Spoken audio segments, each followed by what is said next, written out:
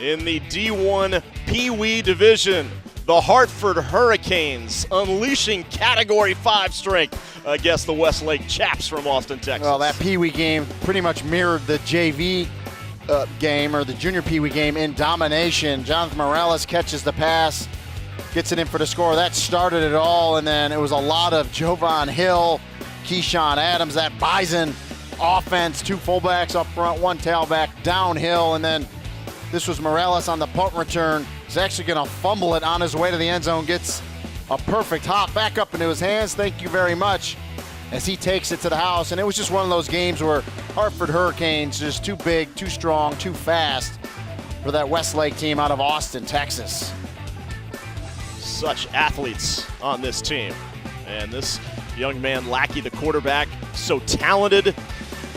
The defense was just in his face all night long. Yeah, Lackey, very good quarterback, just got hit all game long, completed some passes, but that defense all over the place. The strip there, the strip 6 for Jaden Johnson, and again, we see Jovan Hill finishing it off, and 39-0, all Hartford Hurricanes. All Hartford.